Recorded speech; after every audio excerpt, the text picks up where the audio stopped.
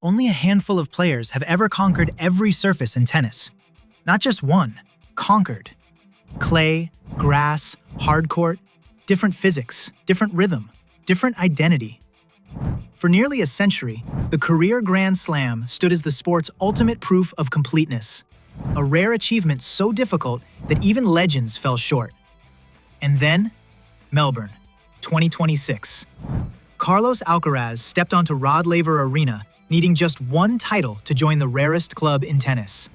But by the end of the night, he didn't just join history, he changed it. Winning a Grand Slam proves greatness. Winning multiple proves dominance. But completing the career Grand Slam proves something deeper. You became different versions of yourself. Clay exposes patience. Grass exposes instinct. Hard courts expose endurance. Each surface demands reinvention. That's why so many great players came close but never finished. Pete Sampras never solved Roland Garros. Bjorn Borg never conquered the US Open. Because completeness in tennis isn't about peak performance. It's about evolution. And every player who achieved the career Grand Slam represents a different stage in how tennis itself evolved. Follow this story through history, and a pattern emerges. Each champion didn't just win, they transformed. And when we reach 2026, that pattern breaks. The Pioneer, Fred Perry, 1935. Paris, French Open Final. Fred Perry versus Gottfried von Cramm. Victory completed the career Grand Slam, long before tennis became a global professional spectacle. No modern analytics, no sports science, just adaptability. Perry proved that mastering tennis meant mastering change itself. The blueprint was born. The Revolutionary, Don Budge, 1938. French Open Final. Don Budge defeated Roderich Menzel, completing the career Grand Slam on his way toward the first calendar Grand Slam in history. His backhand changed technique forever. Flat, aggressive, precise. Budge didn't just adapt to surfaces, he redefined how they were played. The Artist, Rod Laver, 1962 and 1969. 1962 US Open Final. Rod Laver defeated Roy Emerson. Career Grand Slam achieved. But Laver went further.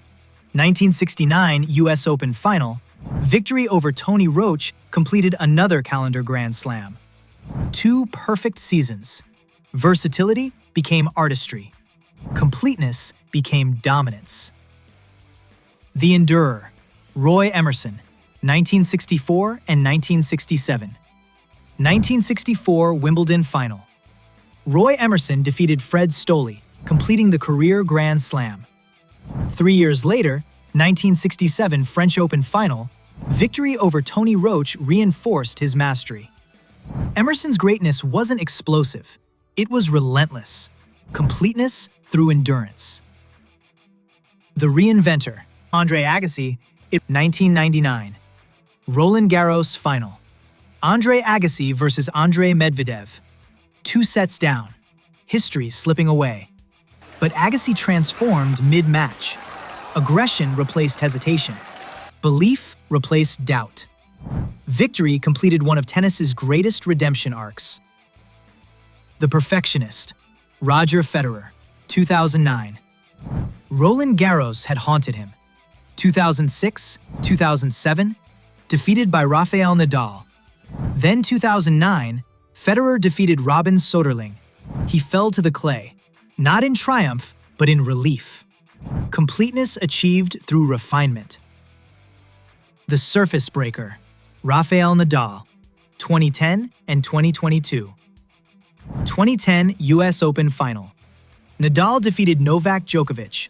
Career Grand Slam completed. The King of Clay proved he belonged everywhere. Then 2022 Australian Open. 2 sets down against Daniil Medvedev. A comeback that redefined resilience.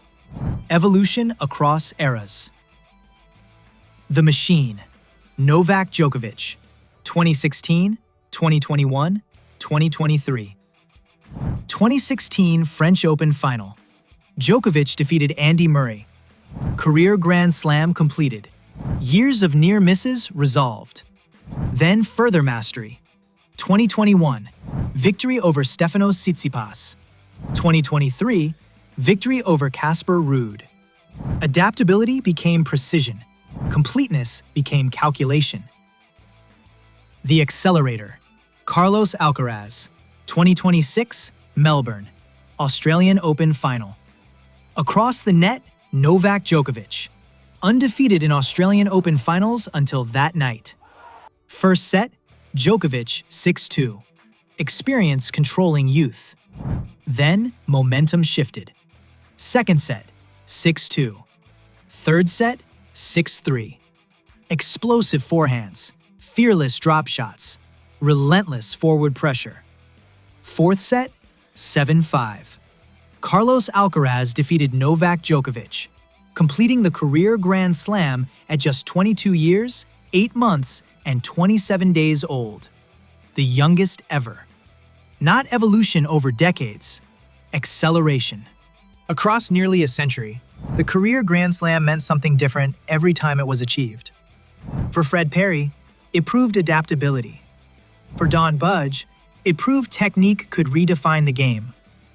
For Rod Laver, it showed mastery across an entire world of surfaces. For Roy Emerson, it demanded endurance through change. For Andre Agassi, it required reinvention.